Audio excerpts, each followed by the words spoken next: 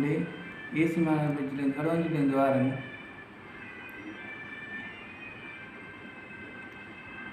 ஏசியில் 4 வகைக்கு split AC, window AC, package AC, central AC. அதில் ஸ்பிளிட் ஏசியில் 4 பாகங்கள் இருக்கு. அதில் கம்ப்ரஸர், கண்டென்சர், எக்ஸ்பென்ஷன் டிவைஸ், அடுத்த ஆப்ரேட்டர். அதில் கம்ப்ரஸரில் 5 வகையும் இருக்கு.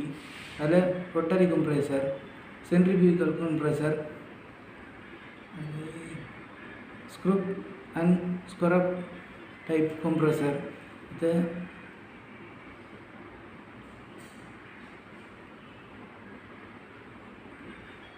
முக்கிய 4 வகை தமிழில் நிகர்மாற்ற அமுக்கி, மையக்கவர்ச்சி அமுக்கி, சுழல் வகை அமுக்கி, உருட்டு மற்றும் திருகாணி வகை அமுக்கி, விதான வகை அமுக்கி.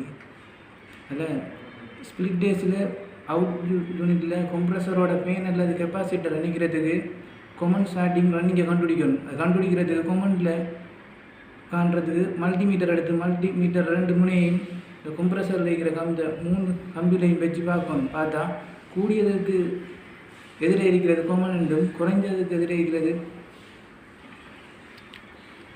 ஸ்டார்டிங் என்றும் வரும். மீதமாக உள்ளது ரன்னிங். அதில் கொமனை கொண்டு லைனில் அடிக்கணும். ஸ்டார்டிங்கை கொண்டு கெப்பாசிட்டர்லேயும் ரன்னிங்கையும் கெப்பாசிட்டர்லையும் அடிக்கணும்.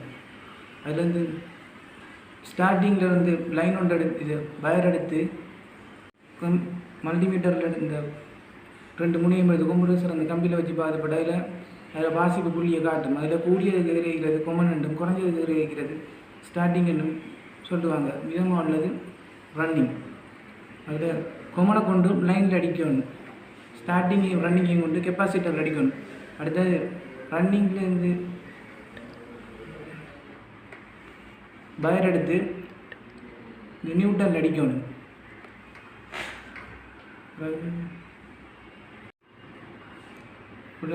இருக்கும் out unit, outer unit, inter unit இருக்கு.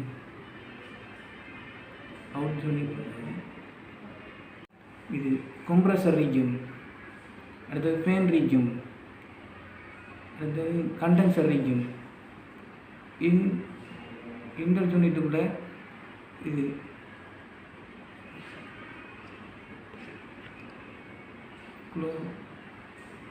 யூனிட்டுக்குள்ள ப்ளோவர் ரீஜன், ஆப்ரேட்டர் ரீஜன்.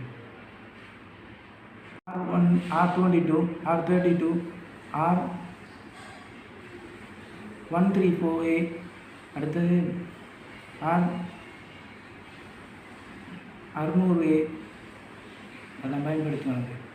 இது குளிர்சாதன போட்டிக்கு. R134A ஓட்டமொபைல் ஏசிக்கு பயன்படுத்துவாங்க. ஸ்பிளிட் ஏசிக்கு R22, R30. கம்ப்ரஸர் இருக்கிற பிஸ்டன் மற்றும் அந்த கஜன் பின்,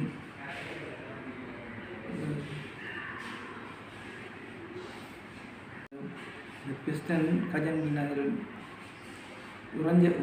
உரை ஏற்படாமல் தடுக்கிறதுக்கு பயன்படுது. குளிரூட்டத்தில் ஹை ப்ரெஷர், லோ ப்ரெஷர் 2 அமுக்க பகுதிகள் இருக்கு. அதில் கம்ப்ரஸரில் சக்ஷன் லைன், டிஸ்சார்ஜ் லைன் இருக்கு.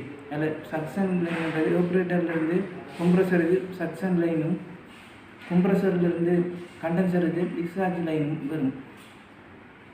ஏசியில் கம்ப்ரஸர் இருக்கு, கண்டென்சர் இருக்கு, லோவர் ஃபேன் இருக்கு, அடுத்தது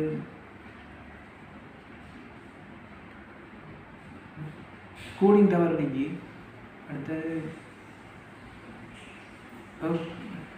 ஆப்ரேட்டர் இருக்கு,